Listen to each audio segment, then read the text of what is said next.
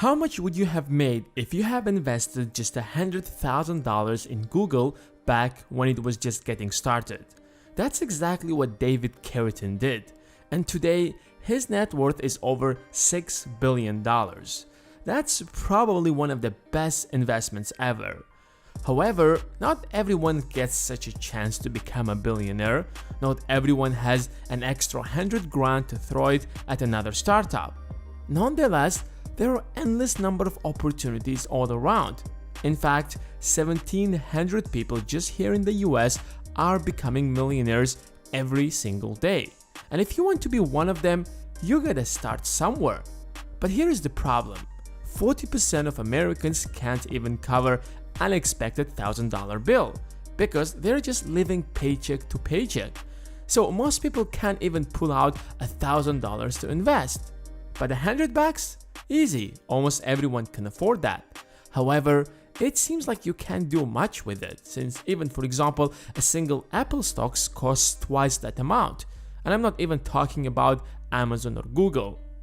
Even index funds are not an option. How much do you think $100 over 40 years with 8% returns would amount? Just a little over $2,100. But don't worry, because there are actually legit great ways to invest even as little as $100 that I have used, and I will share them with you here in this video. So let's start with the first one.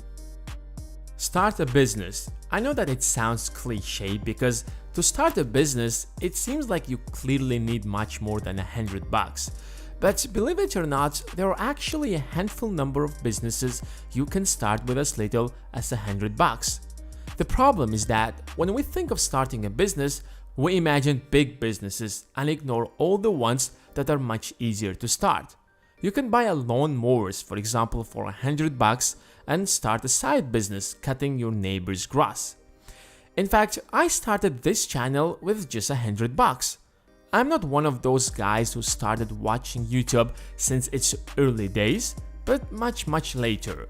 And then I realized that most of these YouTubers just share their ideas and experiences. Even the most successful ones started with almost nothing. So I said to myself, I have a lot of ideas too. How about I start sharing them with the world? Let's see how that goes.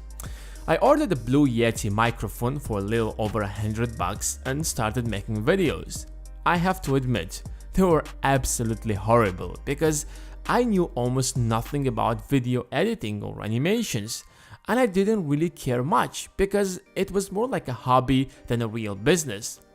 But then I slowly started improving the quality and somehow it started picking up. So I had to hire animators and now it's like a little business.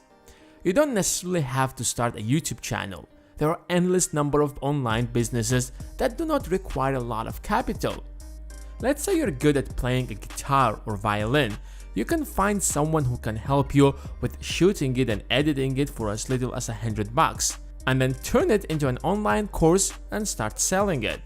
And the great part about it is that you don't even need a website because right now there are multiple great platforms to sell courses for free. And if it turns out to be successful, you can slowly turn it into a legitimate business. You can easily earn back your money and make much more. We are lucky to be living in this age because no matter where you are in the world, pretty much everyone has internet. So this is probably one of the best options for everyone. Number 2. Trade some stocks. A lot of people keep watching videos or read about the stock market, hoping to start investing one day. If you haven't bought a single stock, the world of the stock market is quite ambiguous to you. When you actually get in and start, a lot of things start getting clear. Reading and watching videos about the stock market is one thing, and investing or trading is something else. What seems so obvious in theory isn't really that easy in practice. When you buy a stock and it goes down right in front of your eyes, you get emotional. Your brain stops working and your emotions get in charge. All that will be in your mind is to minimize losses. That's when you really learn. The point isn't to turn that $100 into 1,000, but to experience the market. But when you're trading with real money, you will be much more careful and cautious since your money is at stake. It's actually fun to look for the right company to throw your money in.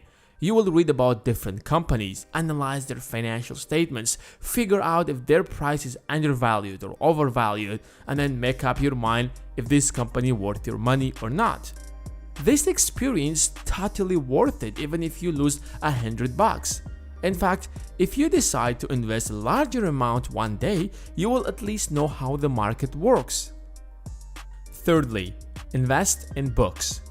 I grew up watching my parents live paycheck to paycheck and struggle financially, and I promised myself that when I grow up, I'm not gonna live like that. But the problem was that I didn't know how to do that.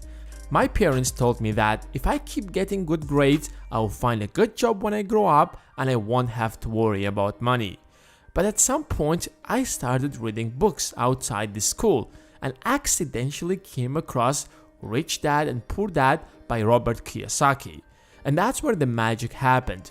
I was introduced to the world of money, and to be honest, I was shocked about how little I knew about money, even though that I use it every single day. You probably have heard this millions of times, but the moment you make that shift in your mentality, your perspective changes and you will start making different decisions that will slowly lead you to financial independence. A lot of people watch a video or two here on YouTube and then they think that they're financial gurus. Let me ask you something. How many videos you have watched for the past week? Dozens, if not hundreds. Because YouTube is entertainment. You might learn a thing or two, but it's not gonna stick like when you read a book, because usually it takes you a couple of days, if not weeks, to finish a single book. And by then, these ideas will be embodied in you. Some of my favorite books on this matter are The Millionaire Fast Lane, Secrets of the Millionaire Mind, Rich Dad, Poor Dad, and few others. I'll just put them in the description. Number 4. Buy and sell something. A lot of people do not even have the basic business experience. They're so drained into the system where they haven't even made a single penny outside their job. So when you tell them to start a business, they keep postponing it because it's a strange world for them. But business is all about selling, and most businesses do not even build their products, but rather just buy low and sell high. The grocery store beside your house, for example, they do not produce what they sell, they have a supplier. The process of business is simpler than you think, but quite difficult to implement. The good news is that you don't have to spend big and open your store to learn that. You can just go to eBay and find something that you can resell to your neighbors, for example, for a slightly higher price. That experience will improve your social skills, analytical skills, and negotiating skills. You might not make a lot of money by buying and selling with just $100. However, you will learn much more than you will do with a 4-year degree in business. That will probably cost you $100,000. You will have to analyze the market. Who would be your potential consumers? What would be the appropriate price? How to deal with your clients, and on and on. In fact, there are actually people who make a living out of this. But if you think that's not for you, here is another idea. Learn a valuable skill. What you could also do is that with that $100 is learn a valuable skill that can earn you much more later on. This is probably the best option if you're struggling financially or looking for a side hustle. You can invest it in a social media course. Every business is now looking for someone who actually understands how these algorithms work.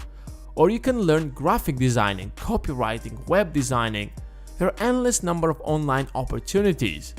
Of course, you can find free materials, even here on YouTube. So why buy a course? Usually, the free stuff isn't as good as paid courses. They're better organized, and after taking the entire course, you feel like you actually learned the skill.